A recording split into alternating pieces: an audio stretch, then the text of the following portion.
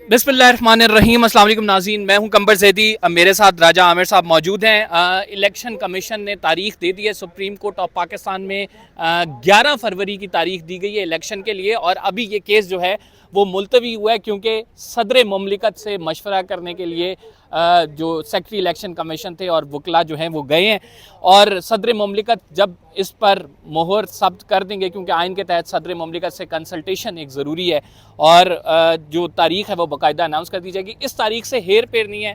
आम इंतखाबात की तारीख जो है 11 फरवरी अनाउंस कर दी गई है। इससे कबल इस मुकदमे में क्या कुछ होता रहा, ये बड़ा इंपॉर्टेंट है, और अब होने क्या वाला है ये भी हम आपको बताएंगे। आमिर साहब, आज के मुकदमे की समाअत करें तो चीफ जस्टिस एक बात पे ग्रिल कर रहे थे बहुत ज़्यादा कि सदर मुमलिकत का इख्तियार था तारीख देने का, तो उन्होंने क्यों नहीं दी, और अगर उन्होंने नहीं दी तो क्या हम उनके खिलाफ रिट करें, क्या वो आर्टिकल 6 उनके खिलाफ इन्वोक करें? तो ये मामला किस तरह से देख रहे हैं आप? देखिए, आज का फ़ैसला मैं समझता हूँ बहुत अहम था कि ये जो इलेक्शन कमीशन ऑफ पाकिस्तान और जो मौजूदा केयर टेकर गवर्नमेंट है, ये जो बार बार कह रही थी कि जी इलेक्शन कमीशन का काम है तारीख देना, तो पूरा केस रिवॉल्व कर रहा था कि क्या आर्टिकल 48 सब क्लॉज 5 जिसका भी आपने ज़िक्र किया, उसके तहत सदर ममलिकत को तारीख देने का इख्तियार था, उनकी ये ड्यूटी थी, उनका ये आइनी फ़र्ज़ था कि वो ये तारीख देते। और अल्टीमेटली पीटीआई के वकील अली ज़फ़र ने भी इस बात को माना कि ये वाकई ही सदर ममलिकत का इख्तियार था, उनकी कॉन्स्टिट्यूशनल ड्यूटी थी। अब दो चीज़ें थी कि जी आया हमने अदारों को, जो चीफ़ जस्टिस साहब ने बात भी की कि हमारा पर्पज़ है कि इस मुल्क के अदारे मज़बूत हों और ये जो अनसर्टेनिटी है ये ख़त्म हो और मुल्क इलेक्शंस की तरफ जाए। और इस पे जब इलेक्शन कमीशन के वकील आए तो उन्होंने जो तारीख दी 11, तो उससे जब पूछा जस्टिस अतर मुनल्ला ने कि आपका जो वो स्टांस था कि सदर ममलिकत से मिलना या उनसे तारीख लेना कोई उनके नज़दीक अहमियत नहीं रखता और वो नहीं मिलना चाहते, तो वो तो गलत हुआ। और उस पे भी उन्होंने कहा नहीं जी हम ही तारीख देंगे, जिस पे उसकी सख्त सरजनिश की और कहा जी आप चाहते हैं कि इस तमाम गैर आइनी काम का तमाम जो बर्डन है वो आप पे ही चला जाए, और आप ही इस बात को अभी भी लगे हुए हैं, जिस पे उन्होंने कहा कि फ़ौरन जाइए सदर ममलिकत के पास और सख्ती से कहा कि जाएं और उनसे कंसल्ट करें। सदर has to appoint a date. अब वो चाहे 11 के साथ एग्री करते हैं या 4 को वो दे देते हैं, ये अब सदर ममलिकत ने करना है। और बाकी उन्होंने जो आपने सवाल किया कि जी सदर ममलिकत का ख़िलाफ़ कार्रवाई, तो इस पे बेंच ने ये कहा जब फ़ारूक नाइक साहब पीपल्स पार्टी के ये कहना चाह रहे थे कि जी सदर ममलिकत ने अपना आइनी इख्तियार उन्होंने इस्तेमाल नहीं किया, सीसीआई वाली तो बात पे चले बेंच गए। ने कहा कि फिर सदर ममलिकत नहीं, फिर बहुत से लोगों ने गैर आइनी काम किए हैं, ब्लेम गेम जिसमें में हम नहीं पढ़ना चाहते। जो सीसीआई की मीटिंग थी जिसमें सिंध हुकूमत के वज़ीर आला शामिल थे, उन्होंने कहा कि आपका नुमाइंदा भी था। हाँ। तो फिर ये बात जब निकलेगी तो बहुत दूर तक जाएगी। अच्छा, मुझे ये बताएं कि इस सारे मामले में सदर मुमलिकत ने जैसे पंजाब इलेक्शन में दे दी थी 90 दिन की डेट, इस मामले में क्यों नहीं दी थी? हालांकि जनरल इलेक्शन का मामला था, तमाम असम्बलियों के एक साथ इंतखाबात कराने का मामला था, क्यों नहीं दी गई? ये वैसे 4th फ्लोर पे बैठते हैं, अगर आप उनसे जाके पूछें तो आपको बेहतर बताएंगे। तमाम आइनी और एज ए कानून का स्टूडेंट मैं तो पहले दिन से कह रहा हूँ कि ये उनकी आइनी जिम्मेदारी थी, जिस पे मैं समझता हूँ कि सदर ममलिकत ने अपनी आइनी जिम्मेदारी प्रॉपर तरीके से नहीं निभाई। एक गोल मोल उन्होंने लेटर लिखे कि जी 6 बनता है, ये बनता है, बट जो अदालत के सामने चीज़ थी कि मुल्क से अनसर्टेनिटी ख़त्म करनी है, मुल्क में इलेक्शंस होने हैं, एक मजबूत पॉलिटिकल हुकूमत ने आना है, ताकि IMF दीगर अदारे दीगर ममालिक जो बातें कर रहे हैं कि वो इस मुल्क से जो एक आइनी रास्ता है उस पर चले। एक बड़ा ज़रूरी इंपॉर्टेंट सवाल ये है कि लेवल प्लेइंग फील्ड का, ठीक है, वो क्या इमरान खान साहब की पार्टी को वो लेवल प्लेइंग फील्ड फराहम की जाएगी, जो कि नवाज शरीफ साहब इस टाइम एक प्रिविलेज पोजीशन एंजॉय करें, हल्के करते हैं वो जो है मीनार पाकिस्तान पर, यहाँ पे कॉर्नर मीटिंग की इजाज़त नहीं दी जा रही। देखिए, इस पे भी अदालत में किसी एंगल से बात हुई तो अदालत ने कहा कि आर्टिकल 218 के तहत एक दफ़ा डेट आ जाए तो इलेक्शन फ्री फेयर कराना इलेक्शन कमीशन ऑफ पाकिस्तान का काम है। अगर किसी को कोई ग्रीवेंस होता है तो वो जाए उधर, और अगर नहीं तो फिर हम बैठे हैं। उन्होंने ये कहा कि हम मौजूद हैं, लेकिन जो चीज़ है आइनी तरीक़ेकार के पहले इलेक्शन कमीशन चाहिए, कोई ग्रीवेंस है आपका, और उसके बाद यहाँ आए। अगर हुकूमत जौन सी है केयर टेकर, जिसका आइन में और ये मैंडेट है कि उसने सिर्फ इलेक्शन को फैसिलिटेट करना है, तो वो अगर कोई पार्टी बन रही है या अगर वो किसी एक पार्टी के साथ लेवल प्लेइंग फील्ड उसको मुहैया नहीं कर रही, तो फिर इलेक्शन कमीशन से होता हुआ ये जो क्वेश्चन है ये सुप्रीम कोर्ट में आ रहा है। राजा साहब, अपार्ट फ्रॉम दिस जो प्रोसीडिंग्स हैं, लग रहा है आपको कि 11 फरवरी को खान साहब जेल में ही होंगे, इलेक्शन हो जाएंगे? मैं समझता हूँ कि जब चीफ जस्टिस साहब बात करते हैं कि जी आइन मैटर करता है, तो आइन पाकिस्तान इस चीज़ की इजाज़त देता है कि जी हर शख्स को इलेक्शन में हिस्सा लेना, पार्टिसिपेट करना।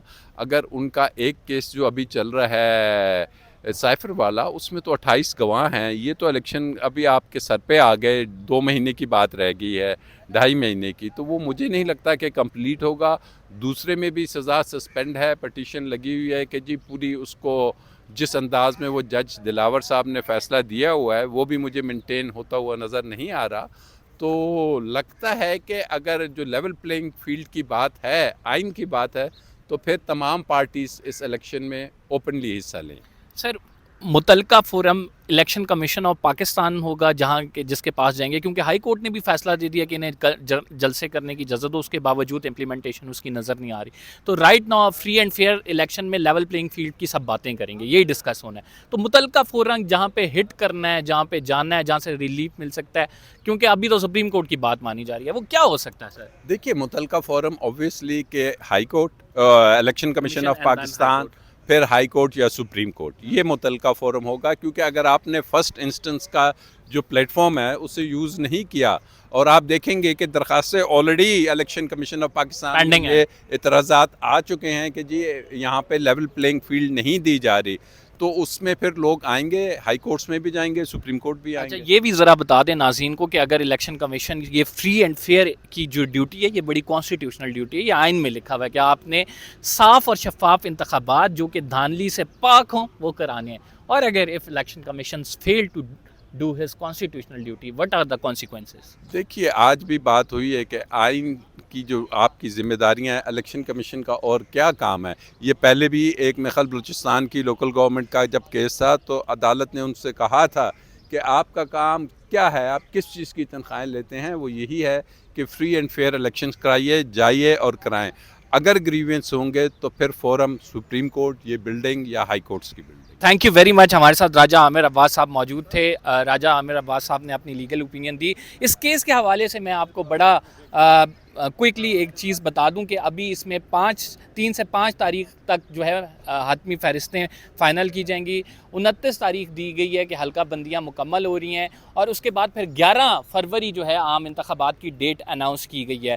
क्या 11 फरवरी को होंगे या नहीं, कंसल्टेशन के लिए सदर मुमलिकत के पास गए हैं। आइन कहता है कि सदर मुमलिकत ने डेट अनाउंस करनी है, सदर मुमलिकत अनाउंस करेंगे। सुप्रीम कोर्ट में 2:15 बजे वो वापस आएंगे। सुप्रीम कोर्ट उस पर ठप्पा लगाएगी, कोई भी ऑर्डर्स पास करेगी, तो ये मामला फिर आगे बढ़ेगा। और अभी तक देखा जाए तो इससे बड़ा मामला, यानी आपने इलेक्शन डेट तो अनाउंस कर दिया है, जो कि बड़ा मुश्किल था। होना ये चाहिए था कि इलेक्शन कमीशन को अपने तौर पे ये अनाउंस कर दे, लेकिन अनफॉर्चुनेटली हमारे मुल्क में ये कल्चर नहीं है कि इदारे अपना काम करें। और हुआ वही कि यहाँ पे मुकदमा आया तो फिर इलेक्शन की डेट सामने है। इससे पहले इलेक्शन कमीशन ऑफ पाकिस्तान ने ये जहमत नहीं की कि वो अनाउंस कर दे।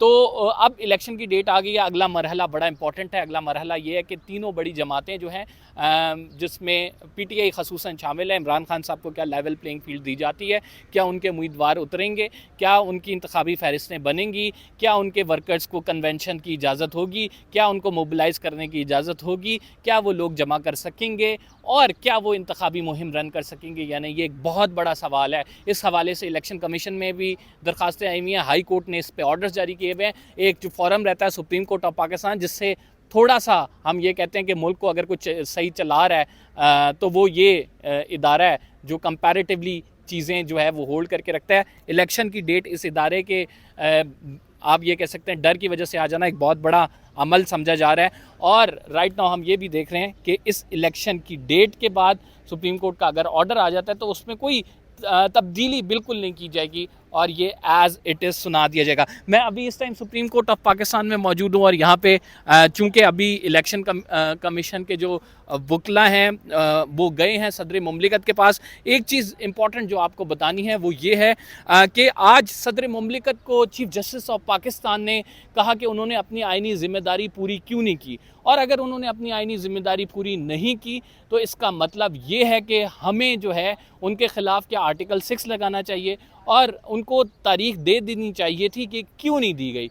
तो उस पर चीफ जस्टिस ऑफ पाकिस्तान के सामने मुख्तलिफ दलाइल आए, लेकिन उसका एक बड़ा शॉर्ट सा आंसर ये भी है कि सर जो सदर मुमलिकत ने तारीख दी थी पंजाब और खैबर पख्तूनख्वा इंतखाबात की, उसका आपने क्या किया? अगर उसमें जो है तौहीन अदालत की दरख्वास्त नहीं आई तो क्या ये ऑर्डर ये अदालत अपने ऑर्डर्स जो किए हुए हैं उनका नोटिस लेते हुए कहेगी कि वो इलेक्शंस हुए? अगर नहीं हुए तो फिर अब इस अदालत ने जनरल इलेक्शन के चलें आपने हुक्मनामा लेकर कर दिया है, एक चीज़ का एक इशू आपके पास आया उस पर आपने समाअत की और कर दिया, लेकिन ये तो ड्यूटी इलेक्शन कमीशन की थी कि उसने कराना था, सदर मुमलिकत ने अनाउंस करनी थी। अलबत्ता वो फेल हुए ये करने में और सुप्रीम कोर्ट ऑफ पाकिस्तान ने बहरहाल ये काम कराया है। तो फ़िलहाल के लिए इतना ही। कंबर ज़ैदी को इजाज़त दीजिए, इंशाल्लाह अगले व्लॉग में आपसे मुलाकात होगी। अल्लाह निगहबान।